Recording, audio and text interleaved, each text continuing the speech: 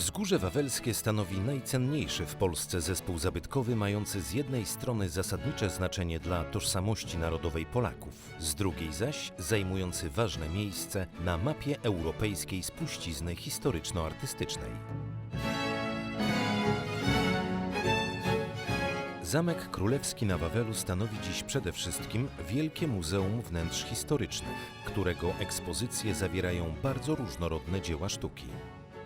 Konieczne jest więc podejmowanie złożonych i wciąż rozwijanych w oparciu o najnowsze technologie działań z zakresu konserwacji prewencyjnej. Konserwacja prewencyjna polega na ustabilizowaniu warunków klimatycznych, oświetleniowych w zamku. Trzeba pamiętać, że dziennie zamek przyjmuje od 2 do 3 tysięcy turystów i w związku z tym musimy zabezpieczyć warunki klimatyczne, to znaczy odpowiednia wilgotność to jest 45-55% wilgotności, natomiast też nie może być za wysoka temperatura do 22-3 stopni, ponieważ wysoka temperatura też powoduje degradację obiektów zabytkowych. Należy przy tym podkreślić, że w historycznych wnętrzach zamku nie jest możliwe wprowadzenie systemu klimatyzacji, a oświetlenie ekspozycji musi być dostosowane do wystroju wnętrz. W Zamku Królewskim na Wawelu poszliśmy w kierunku stworzenia możliwie najbogatszego wachlarza pracowni konserwatorskich, który by pokrywał wszystkie potrzeby, jakie w muzeum mogą powstać. Prowadzone są badania specjalistyczne dotyczące ochrony zbiorów, nad których stanem czuwa zespół konserwatorów dzieł sztuki liczący 33 specjalistów działających w ramach 7 pracowni.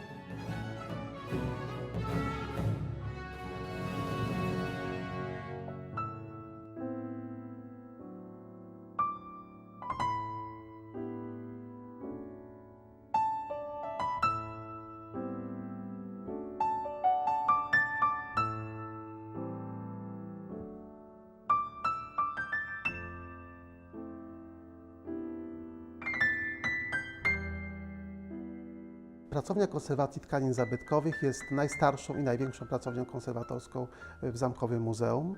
Największą, bo zajmujemy największą powierzchnię w pomieszczeniach, a także największą ze względu na ilość zatrudnionych osób, bo aż 10 pracowników.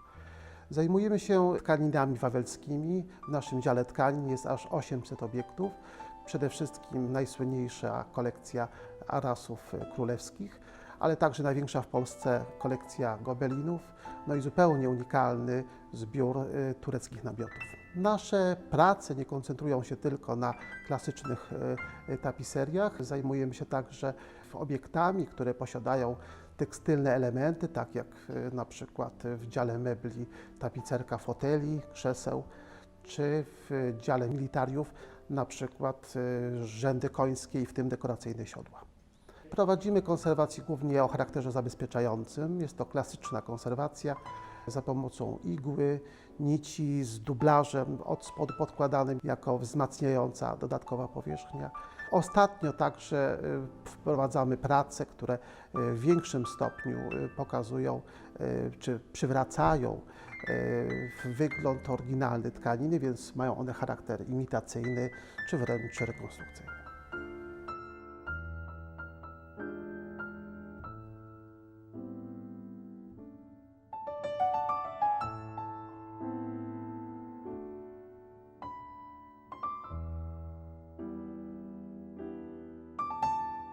W latach 90.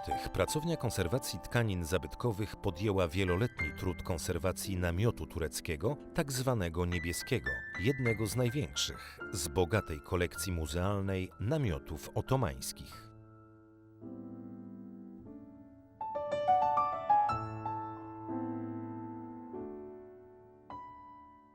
W ostatnich kilkunastu latach podjęto też kompleksowe prace nad konserwacją całej figuralnej grupy arrasów Zygmunta III Augusta, serii budowy wieży Babel, składającej się z 4 tapiserii.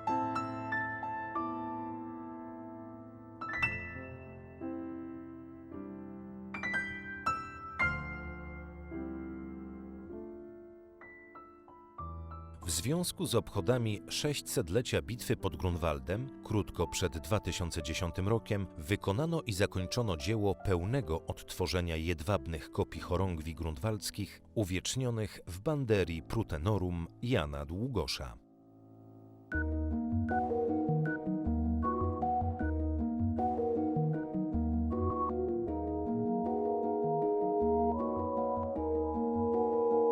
Pracownia Konserwacji Malarstwa i Rzeźby Polichromowanej powstała po II wojnie światowej. Jest to jedna z najważniejszych pracowni na Wawelu. Jest wiodącą pracownią, jeśli chodzi o interdyscyplinarne projekty konserwatorskie, badawcze. Pracuje w tej pracowni 7 konserwatorek oraz pan, który wykonuje dla nas dokumentację fotograficzną. W pracowni zajmujemy się obrazami sztalugowymi na podobraziu drewnianym, na płótnie, czasem na metalu, to jest cyna, miedź, a czasem bywa, że na kości słoniowej albo też na alabastrze.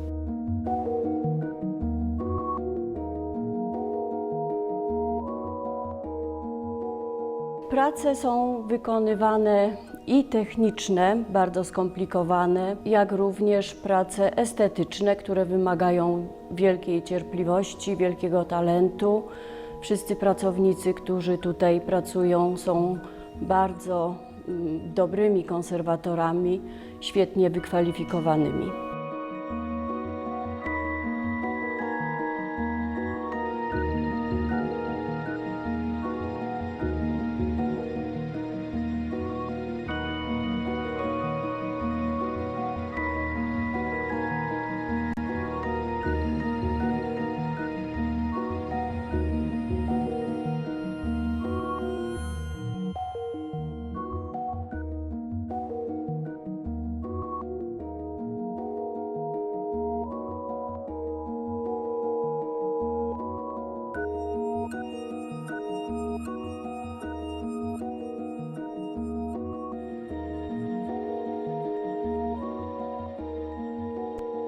Oprócz realizacji bieżących zadań, konserwatorzy z Zamku Królewskiego na Wawelu prowadzą projekty badawczo-konserwatorskie. W 1994 roku profesor Karolina Lanckorońska ofiarowała narodowi polskiemu zachowaną część rodzinnej kolekcji dzieł sztuki i pamiątek, z których większość trafiła do Zamku Królewskiego na Wawelu i do Zamku Królewskiego w Warszawie. Łącznie wawelska część kolekcji Lanckorońskich liczy obecnie 87 malowideł i stanowi najcenniejszy w Polsce zbiór dzieła wczesnego malarstwa włoskiego od XIV do XVI wieku. Wieloletni program badawczo-konserwatorski obejmujący renesansowe obrazy z kolekcji Lanckorońskich był pierwszym tak rozległym działaniem interdyscyplinarnym w Polsce, zarówno pod względem skali zadania, jak i zakresu prowadzonych prac. W latach 2006-2013 w Pracowni Konserwacji Malarstwa i Rzeźby Zamku Królewskiego na Wawelu przeprowadzono serię konserwacji monumentalnych obrazów: hołdu pruskiego Jana Matejki, bitwy pod Grunwaldem Tadeusza Popiela i Zygmunta Rozwadowskiego oraz niezwykle ważnego pod względem historycznym XVII-wiecznego malowidła z kręgu Tomasza Dolabelli. Carowie szujscy przed Zygmuntem III w 1611 roku na Sejmie w Warszawie.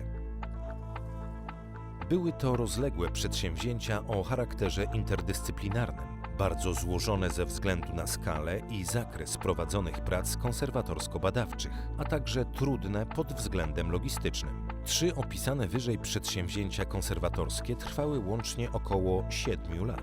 W ich realizacji brało udział 14 konserwatorów dzieł sztuki we współpracy z historykami sztuki, fizykami i chemikami. Znajdujemy się w Instytucie Katalizy i Fizykochemii Powierzchni. Jest to instytut zajmujący się rozwiązywaniem szeroko rozumianych problemów związanych z chemią i z chemią środowiskową. I w szczególności w tym instytucie znajduje się grupa zajmująca się badaniem obiektów zabytkowych i ja jestem członkiem tej grupy. I w ramach współpracy z Wawelem zajmowaliśmy się obrazem Łukasza Kranacha W szczególności interesującym pytaniem było to, jaki jest stan zachowania tego obiektu i jakie problemy mogą napotkać konserwatorzy, starając się jak najlepiej zabezpieczyć ten obraz. Blisko 10 lat trwała niezwykle trudna i żmudna, wymagająca głębokiej wiedzy i doświadczenia konserwacja wybitnego dzieła jednego z najważniejszych przedstawicieli niemieckiego renesansu, Lukasa Cranacha starszego, Chrystus błogosławiący dzieci. W 2002 roku pod kierunkiem dr Ewy Wiłkojć rozpoczęto kompleksowe badania z zastosowaniem szerokiego spektrum nowych metod i najnowocześniejszego sprzętu w celu określenia stanu zachowania obrazu, jak również dobrania bezpiecznych materiałów konserwatorskich, które będą używane w trakcie konserwacji. Zanim przystąpiliśmy do konserwacji, to bardzo precyzyjnie zostały zrobione badania, szereg badań, najpierw w różnych światłach analitycznych. Weszliśmy w głąb obiektu, zostały pobrane próbki drewna, żeby zbadać, czy w środku, w drewnie jest wystarczająca ilość żywicy, która pozwoliła zaimpregnować to drewno, troszeczkę utwardzić. I te badania dały nam obraz, jak postępować. Wymagało to nie tylko szerokiej wiedzy konserwatorskiej, ale również umiejętności współpracy ze specjalistami z różnych dziedzin nauk, w tym także nauk ścisłych. Obraz został poddany dosyć rutynowej procedurze badawczej, jaką stosuje się przed podjęciem jakichś ważnych prac konserwatorskich, a mianowicie wykonane zostały tak zwane zdjęcia analityczne.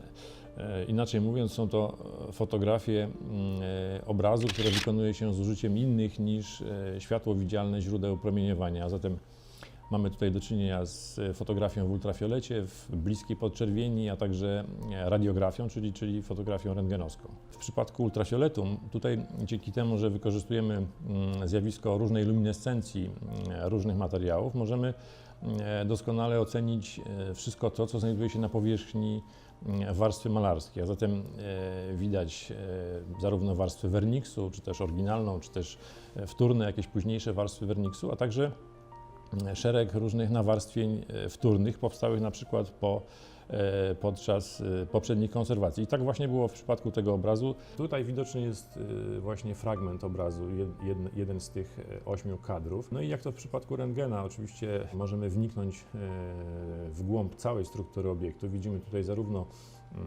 warstwę malarską, jej szczegóły, jej spękania, zniszczenia, ubytki, a także sięgamy głębiej i widzimy wewnętrzną strukturę drewna.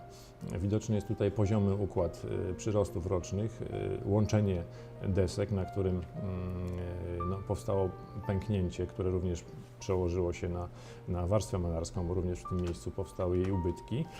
Widoczne jest tutaj wewnątrz struktury szereg uszkodzeń spowodowanych przez drewnojady. Są to takie charakterystyczne kanały wydrążone przez owady, a także otwory wylotowe.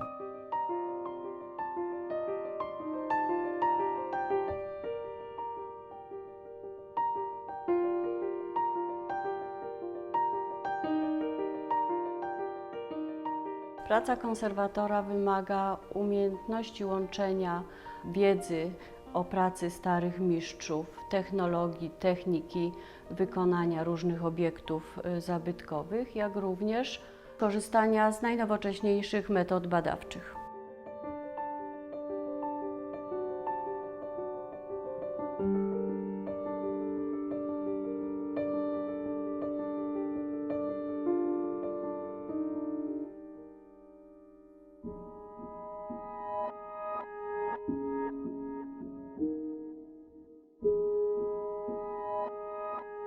Tak jak rama stanowi integralną część obrazu, tak pracownia pozłotnicza związana jest ściśle z pracą pracowni konserwacji malarstwa.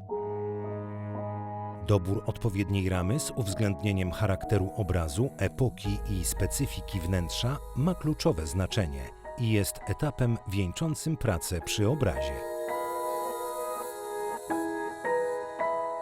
Zespół pracowni wykonuje prace snycerskie, polegające na dorzeźbieniu brakujących elementów, odlewy gipsowe i zmas ramiarskich. Ponadto podejmowane są udane próby rekonstrukcji ram w technologiach charakterystycznych dla poszczególnych epok z wykorzystaniem tradycyjnych technik pozłotniczych.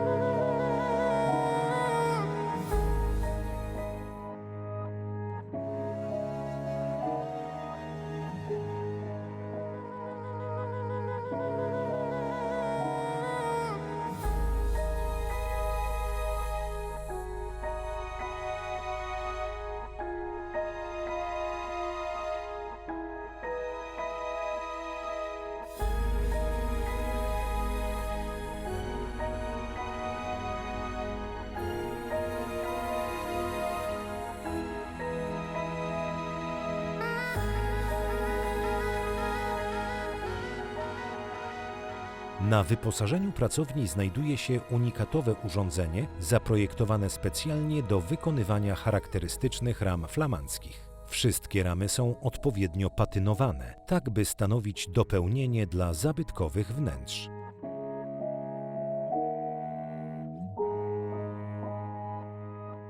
Praca konserwatora powinna łączyć z jednej strony wszystkie możliwe udogodnienia nowoczesne, a więc aparaturę najróżniejszego typu, która pozwala na badania dzieła sztuki, na przykład bez pobierania próbek, co jest niebywale cennym osiągnięciem. Z drugiej strony konserwator nie może zapominać o stronie historycznej dzieła sztuki, a więc o dawnych technologiach, które w wielu przypadkach są dzisiaj zapomniane i które trzeba w jakiś sposób odtwarzać.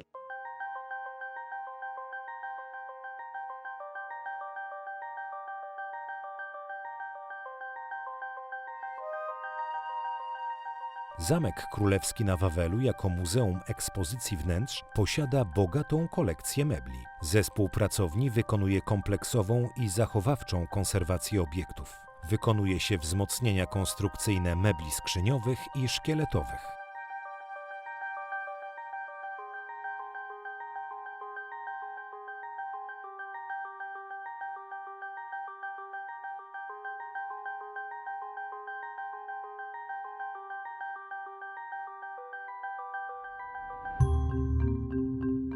Konserwatorzy specjalizują się w tradycyjnych technikach politurowania, intarsji, okleinowania, rekonstrukcjach snycerskich oraz inkrustacjach w drewnie. Wykonywane są również rekonstrukcje zamków, kluczy i mechanizmów meblowych.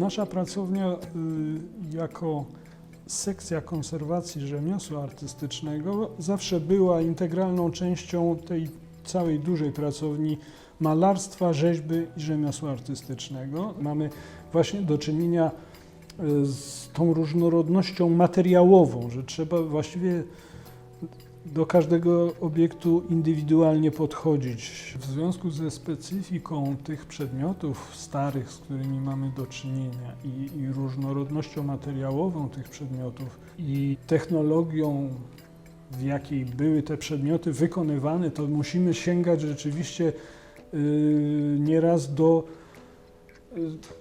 takich technologii, które nadają się do użycia, czyli trzeba sięgać do tych właśnie starych technik, tradycyjnych sposobów konserwacji i tego nie unikamy.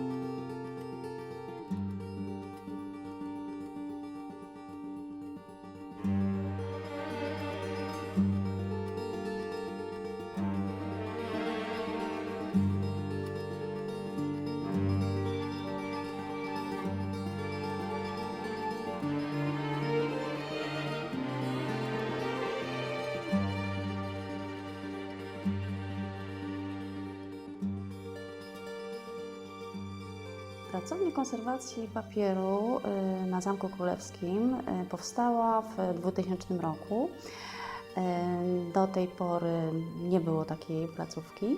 Opiekuje się zbiorami archiwalnymi, czyli ma pod opieką archiwum, zbiory graficzne, akwarelowe. Także opiekuje się kurdybanami, którymi wybite są komnaty wawelskie i innymi jakimiś obiektami, gdzie występują elementy skórzane czy pergaminowe. Na czym polega specyfika? Materiały te, no szczególnie papier, jest materiałem bardzo delikatnym, dlatego wszystko odbywa się tutaj na miejscu, w pracowni. Obiekty graficzne i akwarele podlegają oczyszczeniu, różnym zabiegom chemicznym, kąpielom. Także na zakończenie musimy je odpowiednio zabezpieczyć do przechowywania i do ekspozycji.